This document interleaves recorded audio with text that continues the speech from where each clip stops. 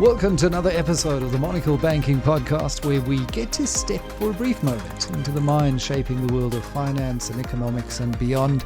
I'm your host, as always, Michael Avery, and today we've got a truly special regular guest, someone whose work has challenged the status quo, not just in banking, but in the way we think about the world itself. I'm really thrilled to sit down with David Buckham, the CEO of Monocle Solutions and author of the highly anticipated Orthogonal Thinking, my search for meaning in mathematics, literature and life. And many of you might already be familiar with David's earlier works, The End of Money, Unequal and Why Banks Fail, where he meticulously examined global inequality, big themes, systemic issues in banking and the pitfalls of fractional reserve banking as well. But today we're shifting gears into something far more personal. Orthogonal thinking is what I found to be an extraordinary departure from his previous books. It's a journey that fuses memoir, philosophy, mathematics, and literature into a single narrative, a reflection of David's quest for meaning. In Orthogonal Thinking, David weaves together the worlds of mathematics and literature, using his own life experience to explore some of the biggest existential questions that I think we all face, ultimately. What makes his book so compelling is how it integrates historical figures like Carl Friedrich Gauss and J.M. Coetzee with abstract mathematical theories like Cantor's infinities and Gödel's incompleteness theorem, offering a truly unique lens through which to understand human existence and our pursuit of truth in a world where I think truth is becoming rather more elusive in what we call a post-truth environment. So join me as we dive into this fascinating conversation with David Buckham. We're going to unpack the concept of orthogonal thinking, explore how seemingly unrelated disciplines can offer profound insights, and reflect on how personal experiences shape our intellectual pursuits.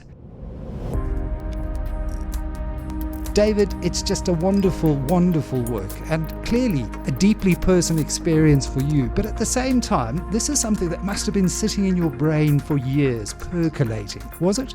Yes, Michael, thank you so much. It's such a privilege to have this conversation. So when people ask me sometimes, how long did it take you to write Orthogonal Thinking? I'll say, well, if I go into my open files, it would have been probably from about March, April of last year. But the true answer to the question of how long it took to write this book is 30 years. It's not possible to write a book like this without thinking about it for 30 years. So these issues or these ideas that I've had or these insights, for example, when I first understood Cantor's proof of multiple infinities, when I first understood what Cantor had done, I think I say it in the book, is I walked around in a daze on the university campus, sort of thinking, well, everyone should know this, and then realizing that some people know this and this changes everything, and it was such an insight. And I sort of, over the years, I've tried to explain his proof to friends of mine, and people sometimes listen and people sometimes don't, and sometimes I'm not successful at explaining it. But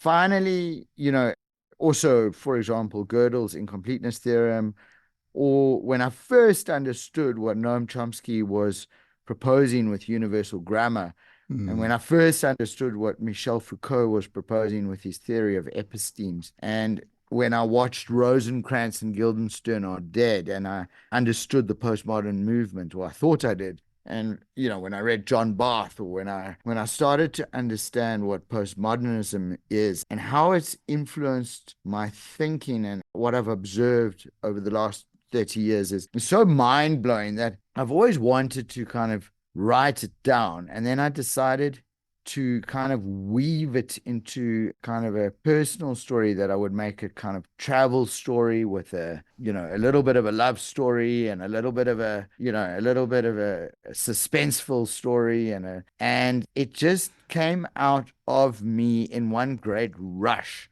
of creativity. And it was definitely the most pleasure I've ever taken in writing a book. And as a reader, probably the most pleasure I've taken in reading your book so far, because it stretches you. And I think often that is the role of the creative mind, be it the artist, be it the writer, is it takes you and it takes what you think you know of the world, and then it stretches you and remolds your outlook, and you exit the process transformed to some extent. And I remember when you first started telling me about the book on our first trip to the Cederberg, and it was really difficult at the time to fully visualize, because it is such an exploration that touches on, I think some might find the maths a little bit mind-bending, but then you go into, the literary influences that you've had. And interestingly, and I want to come back to the influence of Joyce, because he writes very non-linear narratives. And some of the style of this book, I think, seems to be you're quite influenced by Joyce as well. But let's just start with this idea of orthogonal thinking, which you define as thinking perpendicularly, holding two distinct but not necessarily opposing thoughts at the same time. How did this first arrive to you as a way through which to unpack the meaning of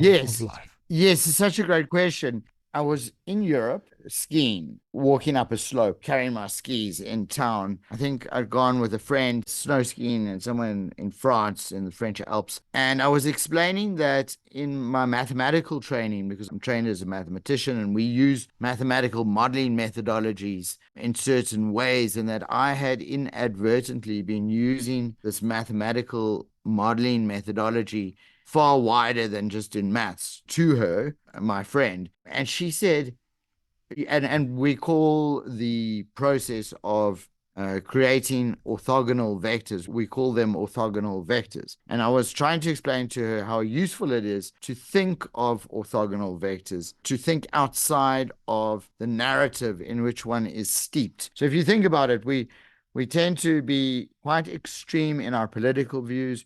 We tend to be quite intolerant of views that are different to ours, particularly in today's world. And we are very much narrow-casted. So whatever we like, we are reinforced with by social media and by our friendships.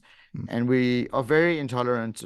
It's always very surprising to find a friend that has a different view back from school days. And you go to your partner and go, I can't believe what Tony just told me. Yeah. Can you believe he believes in X, Y, Z? Co-opted into these grand narratives or meta-narratives, as you say. Yeah. So I find it very useful to think of orthogonal vectors in a mathematical sense, but in also a philosophical or psychological sense. So when someone is saying something and someone else has a different view, it's the ability to look at both of those arguments and both of those views and to think perpendicularly away from them. So it gives one a kind of psychological distance and an ability to see the whole problem differently and to not be so taken in by one narrative or by its polar opposite narrative. It's a fun way, it's a more fun way, it's a more amusing way, and it's a more useful way, I think, to think. So I was telling her about this and she said you should write a book about it. And I started working on the book then. And then I put it away and I then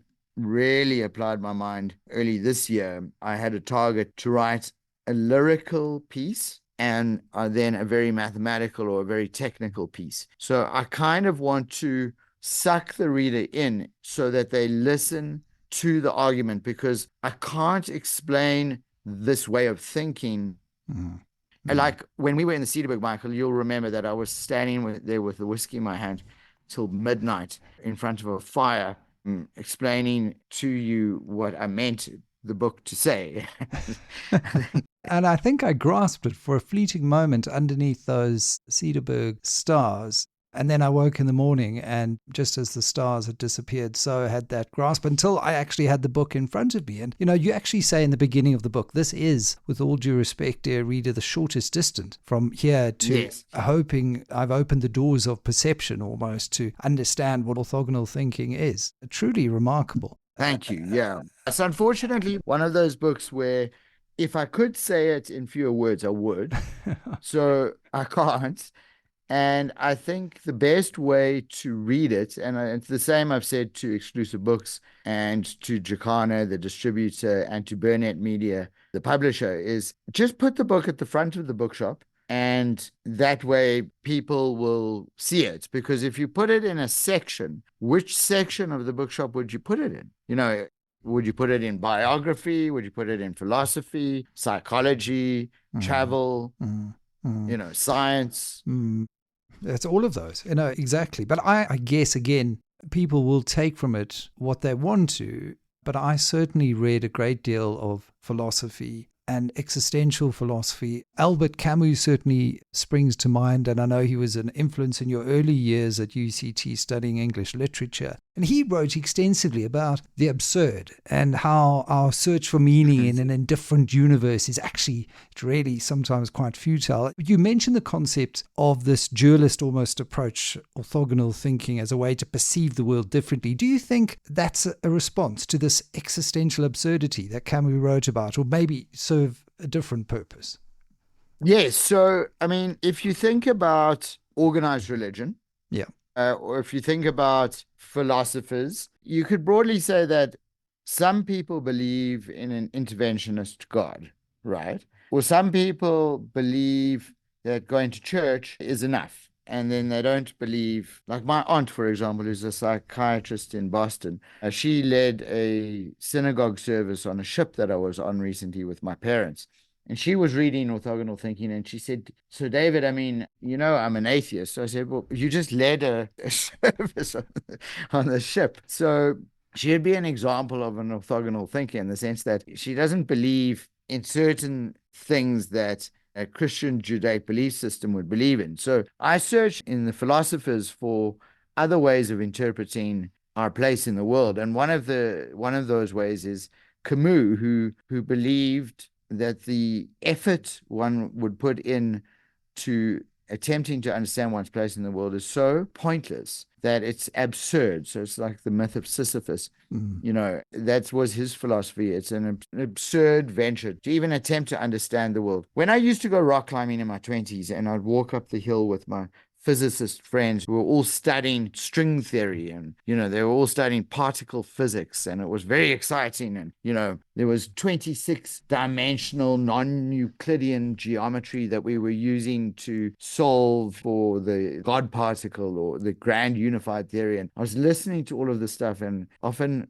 just fearing the climb that was to come, keeping my mouth shut and listening to my genius friends talk about string theory, which is now, without offending string theorists, it hasn't yielded very much. I mean, Sheldon Cooper famously in Big Bang Theory in episode 9, I think, says his life's work has been pointless. And if you think of Noam Chomsky, who posited that there must be a universal grammar because it's self-evident that human beings can acquire language and create infinite meaning. But when asked many, many, many times, well, then where is it, this universal grammar? Where do we find it? He evaded the question as to whether it's a biological or an innate capability, thereby evading the question of, evolution. But yet it is true what he says, because there must be a universal grammar because we do acquire language infinitely. But why? And then you read a Yuval Hariri and he says, because, the female folk sat in a cave and gossiped. I personally am not satisfied with that particular answer. And then you've got, on the other hand, Michel Foucault and Jacques Derrida and Jacques Lacan, the French philosophers of the 60s and 70s, who were like, no, guys, your desire to understand a fundamental truth about the universe or yourselves or of human nature is pointless, but not pointless so that we're absurd. You're forgetting that you're steeped in an episteme, in your own story, in your own meta-narrative, and that actually there are just dominant meta-narratives at one time or another that are competing with each other. And the latest meta-narrative that has failed is called science. And we're now going to probably be entering a new meta-narrative. So now you've got an entire belief system which says that, and he's got a lot of good evidence, Michel Foucault, that science itself and our ideas of human nature, and he traces the history of human bondage and the clinic. He's written many fascinating books, but essentially what sits behind that is nihilism, a belief in nothing. Yeah. So my book, Orthogonal Thinking, attempts to kind of present in a non-offensive way. Well, it's a rebuttal. I saw it as a rebuttal of nihilism and postmodernism in particular. 100%. I mean, Nietzsche, 100%. famously critiquing nihilism, proposed the idea of creating one's own values. So I almost see this as a tool for overcoming nihilism in a similar way that Nietzsche advocated for the Übermensch to create meaning. And I really very flattered that you're comparing me to Nietzsche, but yes, very flattered. I mean, Michael, that's exactly it. Is if you believe in nothing, if you're a nihilist, then you can do whatever you like. There is no moral recourse. Yeah. then Michel Foucault can propagate theories. And unfortunately, I believe very, very strongly that those theories became baked into the academic atmosphere of the time and have now become dominant theories and dominant ways of thinking that we don't even realize now how absent our lives are of meaning, particularly in the last 30 years. In that, you discuss Gödel's incompleteness theorem. When you try and unpack all of this existential uncertainty, remarking how inside the heart of mathematics exists unsolvable paradoxes. I think it's on page 23. And it seems to mirror Jean-Paul Sartre's existential notion of the absurd as well, where life lacks that inherent meaning, but we must find meaning in that uncertainty. So how does this paradox of Gödel's theorem align with this existential uncertainty that Sartre spoke about? And, the idea here that you see mathematical paradoxes as existential challenges that human must grapple with, I found absolutely fascinating. Where did that idea come from? So when we think of mathematics, and we think of it being the purest of sciences, and we tend to believe, or most people believe, that the foundations of science and of culture and of everything that exists is based on a formal set of truths that are immutable. And the fact is that they're not. When I first understood that when you superimpose Zeno's paradox onto set theory, which for the layperson basically means, all Greeks are liars, I am Greek, am I lying? When you superimpose that quite simple Greek paradox onto different mathematical structures, you get to a point where you get a mathematical system in which you can create statements that are neither provable nor disprovable, but which are true. Which means to say, and when you read Cantor's proofs of there being multiple infinities, there were mathematicians that committed suicide. Bertrand Russell went and wrote Principia Mathematica. He spent 325 pages defining the number 1 just to circumvent these paradoxes, only for Gödel in 1931 to prove that the entire project of Principia Mathematica was internally inconsistent. So you might say, people listening to this might go, oh my God, this is definitely a little bit outside of what I want to be reading about. But I want to appeal to the reader and say, just bear with me a little bit, because you'll understand that it's fundamentally important to understand that there is no central truth that we know of in mathematics. There's nothing that we can be entirely sure about, nor is there in language or literature or art or in even human nature. We don't know where language comes from. Anyone who says that we know where language comes from is lying. Is lying or taking a huge stab in the dark at it. David, and I was going to ask you, in writing Orthogonal Thinking, what impact did you hope to have on your readers? Is there a specific mindset shift that you wish to inspire, especially given the polarization and the complexity that we see in the world today, and this tendency, as you say, for us to be hooked onto these idea trains or these grand meta-narratives, and where that could potentially lead us as society? Yes, I think I'd like to sort of say that I would hope that a person gets to the end of the book and they reject the nihilistic impulse that has infected our thinking and our culture and our culture wars and our geopolitics. So I have like a very grand hope, which is that I would like people to see like the beauty in the uncertainty and the beauty in their own lives, so that they can enjoy life more and enjoy searching for belief and enjoy the beauty of this incredible construct that we have called human nature.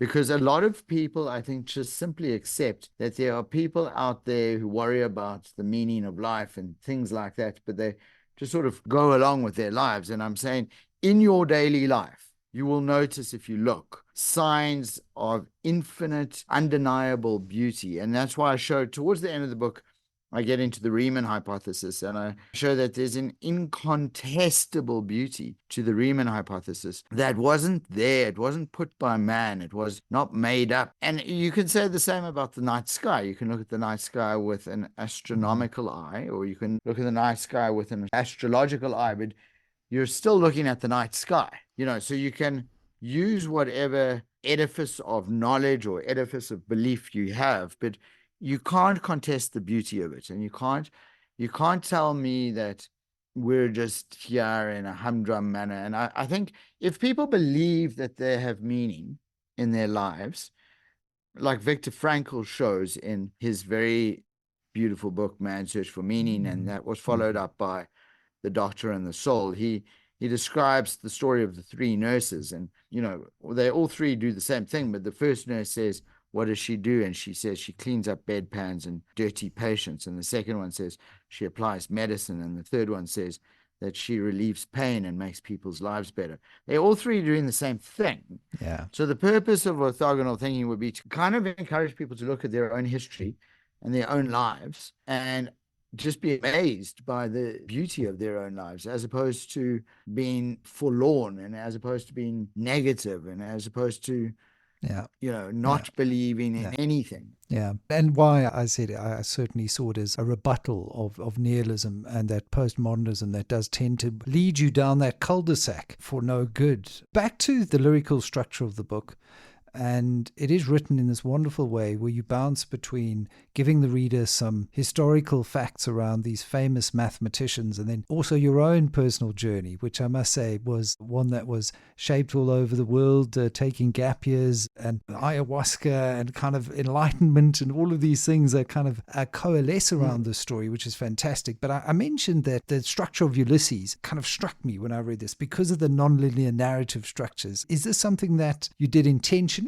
Yes, yeah. I mean, I think Ulysses is a great example of a book where, the purpose of the book is to demonstrate the bravery that a simple man in Dublin going through his daily life is as significant as the journey that Ulysses took in the Odyssey, in that the everyday person is, in fact, a kind of Greek hero in his own life, and the rambling thoughts of the hero of Ulysses, who's going from pub to pub and thinking about his wife and thinking about all of these mundane things in his life, is actually like a Greek hero from a Greek tragedy, or on a journey of the Odyssey. So it was kind of this is my attempt at describing the moments in my life where I had enormous self-doubt and I was enormously open to new ideas. And often, I think sometimes in our early 20s, maybe our late teens, where, someone could make me believe something that I would never believe, I think that's true for so many of us, isn't it, though, David? At that stage in our lives, we leave the comfort of the home and the nursery, and the umbilical cord is severed to some extent, and our identity is really forged and tested, and so we become more inquiring of the world, and we shape that identity, and I think we are just naturally more open to so many more things in our kind of formative, tertiary, educational pathways. And that's why I'm also quite worried about where the world is heading today, where things like critical race theory have really infiltrated institutions of higher learning, because I think we're so receptive at that particular phase of our journeys. But I don't want to go down that particular rabbit hole. How would you describe yourself personally? I mean, you leave it a little bit open-ended. You're probably not an atheist, judging by the way you view beauty in some of the Riemann hypothesis, for example, and the way you speak so passionately about love and personal failure and loss. How would you describe yourself? Well, that's a tough question. I definitely believe that it is self-evident that Bertrand Russell was wrong. In being a lifelong atheist, he, in his final writings, yearns, you can clearly see in his language, he was yearning for something quite mystical and quite divine to achieve in his life. And I point out to the reader that it's quite ironic how the greatest of atheists, including Christopher Hitchens, write so beautifully about the divine, and they write such beautiful language. Christopher Hitchens maybe less so, but certainly Bertrand Russell. So I definitely believe that there's something. Is that something particularly concerned with me, my life? Sometimes I feel that it is. So do I, as the famous song, as that very beautiful song by Nick Cave goes, I don't believe in an interventionist God, but baby, I know that you do. You know that beautiful song by Nick Cave. Nick Cave, So yeah. Nick Cave and the Bad Seeds. So I definitely am not sure whether there's an interventionist God in my life. I often think that the patterns with which things occur in my life are something like the patterns of primes in the real number system or in the natural number system, which is to say that it appears to be random, but it's not. Yeah. It appears to be chaotic, but it's not. And that's why I compare pi to the Riemann hypothesis towards the back end of the book. People sometimes take this negatively, like bad things always happen in threes. But I find that it's very useful to think that a sense of moral good is not a cultural phenomenon. It's not just my way of getting along with other human beings, that it actually pre-exists me, that I search to achieve it. I find that I'll be a much better person if I believe that it's not just a cultural phenomenon. I find that the infinite beauty that we create with language, the fact that we have language and that we have creativity, and the fact that I can listen to Miles Davis play bitches completely an out of body experience. It's easier for me to believe that that comes from something outside of myself and outside of culture, that there is some inherent, innate, something otherworldly, something divine. But can I say that it is something that I can see? Less so. Can I prove it? Well, we can't prove the Riemann hypothesis even. So now you're asking me to prove that God exists. So that's the point of the book, is to say, we don't even know where language comes from. We don't even know where numbers come from. We don't even know how primes are distributed. We can make machines that can count trillions of Riemann zeros. We can map every neuron in the brain, but that does not make the mind. You have to believe, surely, I'm saying to the reader, that there's an inherent beauty and pattern that is outside of us. I guess I am saying that. Yeah. Well, and I guess as well, in breaking free from the misinformation and the disinformation that seems to permeate the world today, and it's engulfing us. The Socratic method, the dialectic method sought to uncover objective truths through questioning. And there is a sense that throughout your life, you've sought to find some objective truth through questioning, through mathematics, through literature as well. But I think you also, towards the end of the book, open up quite deeply around failure, and you talk about grappling with failure, particularly in some personal and mathematical pursuits. How has that failure contributed to your intellectual and your personal growth? Do you think it's important or even necessary for achieving kind of true orthogonal thinking? Yes, I think so. I mean, I think something that is quite personal and which is difficult to talk about, but which a lot of people experience, is failure in relationships and failure in friendships and failure in romantic relationships. And it's why I like to call orthogonal thinking a love story, because in many ways it's about a failed relationship. And it's not that the other, and we all have, if you think about it, we all have, and this idea, by the way, comes from a postmodernist, but it's a useful idea still. We all have an implied other. When we're alone and we're speaking to ourselves in our head, or even if we're not articulating words in our head, if you think about it, in our daily lives, in our nighttime, in our darkest moments, in our funniest moments, in the way we laugh, in the way we have a certain way of moving, or we are always constantly actually observing ourselves in dialogue with another. And that other could be an ideal other, like some kind of version of our wives or of our mothers or of our sisters or of our brothers, or maybe an amalgamation of people. But we're always trying to impress and communicate with and be in dialogue with an other, whatever that other is, whether it's real or not. And in my life, I've had a failure to achieve a kind of real life version of an other. And I've had to create or superimpose expectations on people which they can't meet. So that's where the failure comes in.